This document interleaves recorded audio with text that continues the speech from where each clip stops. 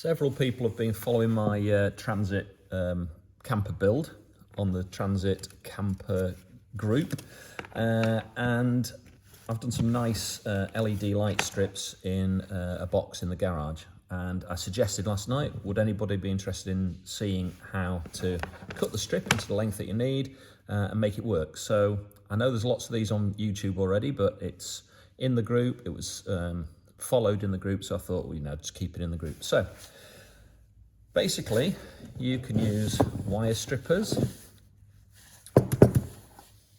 2-core cable, which I buy on a drum, LED roll strip, soldering iron, solder, heat shrink gun, and some heat shrink. So I've worked out, and the LED strip here, which is what it goes into, which has got, it's an aluminium profile. You can get recessed, which this is, and to recess it into a unit, you need to be routing out a shallow hole, 5.6 millimeters, I believe, to slot this into. You can also get surface mounted if you don't want the hassle of routing a channel in. And then it's got a diffuser like an ordinary fluorescent light in your house or office. And then your LED strip slots inside the profile, and the diffuser goes over the top. So you don't see lots of individual lights. They're nicely blurred into one continuous bead of light. So this profile here that I've got is a 1 meter length. You can buy it in 2 meter lengths, probably even more, and you can cut it down to what you need. But to save the hassle, I'm fitting it as a standard 1 meter piece. However, this comes in 5 meter rolls. You can get smaller, but it's a false economy if you're going to be doing a few. So it already comes with terminals and cables on each end, actually, so you can cut it and have one at each end. So we could just use this one, cut it to 1 meter. I've got some measure marks already on my bench, so if I roll this out, get to 1 meter and see where I need to be. Now that's where 1 meter is for me. However, if you look at the LED strip, you've got little copper breaks in it with a picture of a pair of scissors on it, and that's the natural breaks where you're not going to ruin the circuit. So I've got one before, that's where I need to be, and one after. So obviously it's not going to go in there too long, so I'm going to have to make it a little bit short. So I'm going to go to there and make a cut. You can use wire cutters, a Stanley knife, a pair of scissors. I'm going to use a Stanley knife to try and make it as accurate as possible to go between the scissor marks.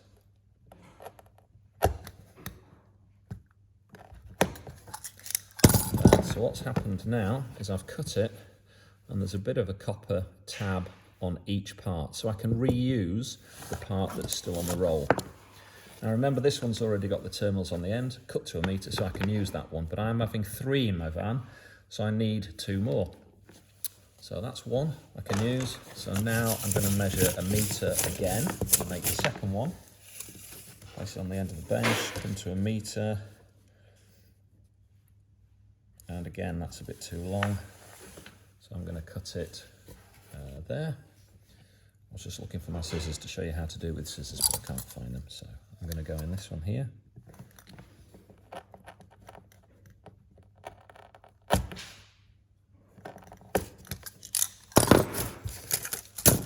So now I've got a strip of LEDs with no cables to connect it on the end.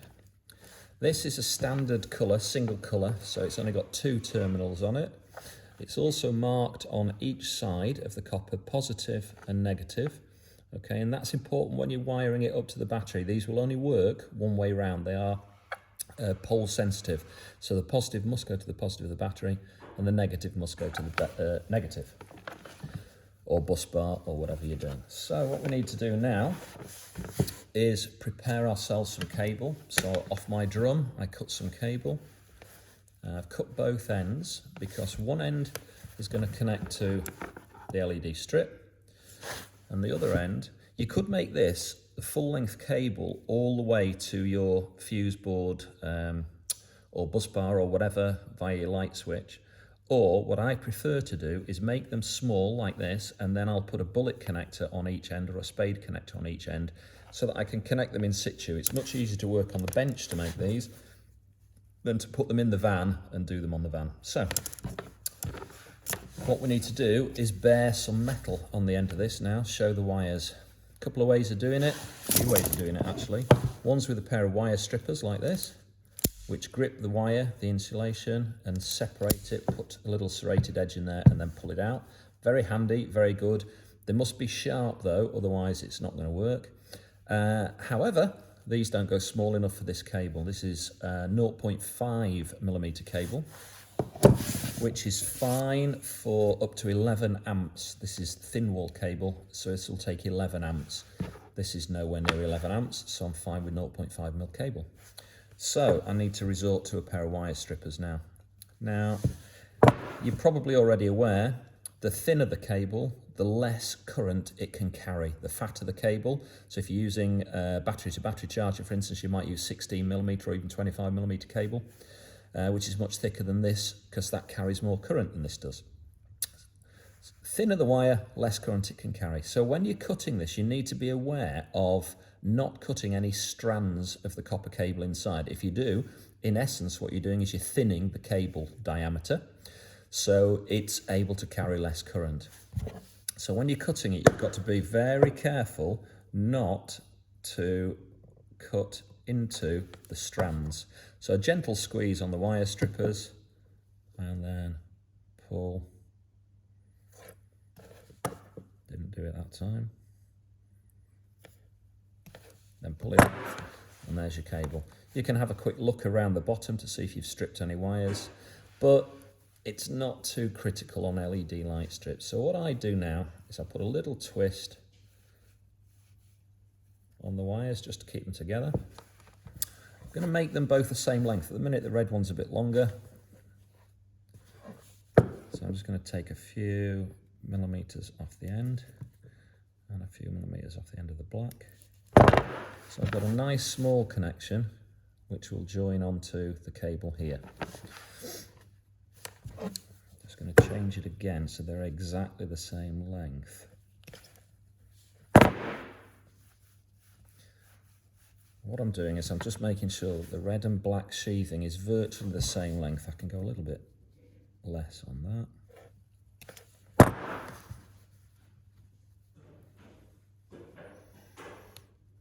See, it's pulling through the insulation because I've got so little there. So the red and the black are now the same length on the insulation, but the cable sticking out, the wire sticking out, is a bit longer on the black. Make them the same length. Okay. What you need to do now is a process called tinning, which is putting some solder onto these wires. If you're not going to use the clips, you can buy clips, I believe, for these. I find it much nicer to do this, however, it does mean you need a soldering iron. So I'm going to put a little bit of solder on that, and then a little bit of solder on these copper connectors on the LED strip, and then I can heat them together and join them together and make a good seal, good connection rather. So to tin your wires,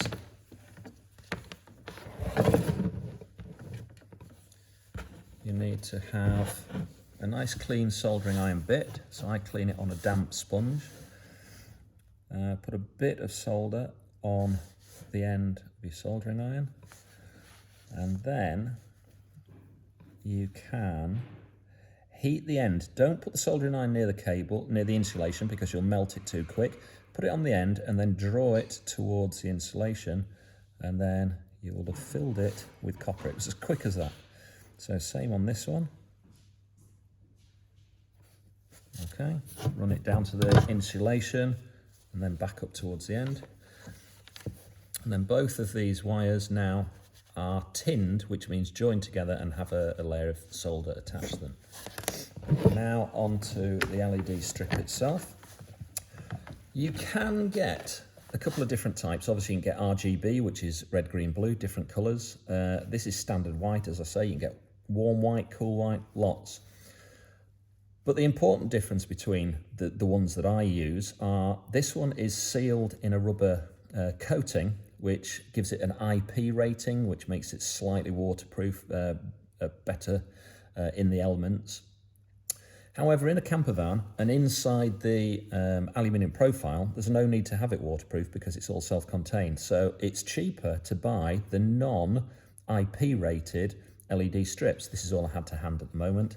It's sticky on one side and it's got this coating on the other. But to get to the copper, you need to take the resin coating back a bit and reveal the copper. And it's simply just a case of peeling it to separate it like that. Okay. Now what I would suggest is just where the strip is, just cut it off because it is quite springy and it will get in your way of attaching your cables. So all I've done is cut off the little bit of waterproofing to reveal the copper connectors on there. Okay, lay it on your bench, weight it down, stop it moving, and then you're going to tin again the copper. Now it only takes a fraction of a second to tin it, so remember the end of your soldering iron. And in this case you can just rub the solder that you've done onto the copper terminal, and that's done. Now to attach the cable to this, remembering that it is pole sensitive, so the positive should be the red cable to keep it simple in the UK, and the negative, which is the one closest to me, is the black cable. So what we do now is, again, just get a little bit of solder on the end of your soldering iron. Okay, and hold. I'm going to try this left-handed so you can see. Hold the positive on the positive and just dab it. And that will melt and stick in position, and then do the same for the negative. Literally touch it and it will melt. Now my cables are connected to the LED strip.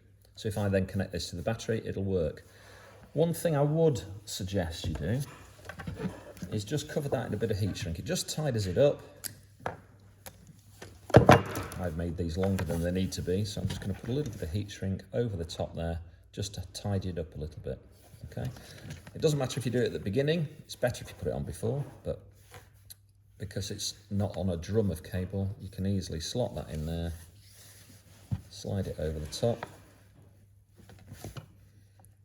over the connectors. The reason I do this as well is because you've exposed the metal connectors there, which has got voltage on it, 12 volts, and if you're putting it inside an aluminium strip which is conductive, there's a small chance that the adhesive might come off the back there, it might flop down inside your light, and it might short those terminals, so it's best to cover them. If you've not got heat shrink or a heat gun, which you can use a hairdryer for anyway, if you've not got a heat gun or heat shrink, you can just put electrical tape over the top.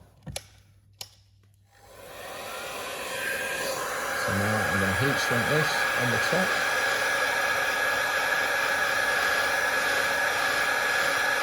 I've seen people use a lighter for doing this, not my preferred way of doing it at all.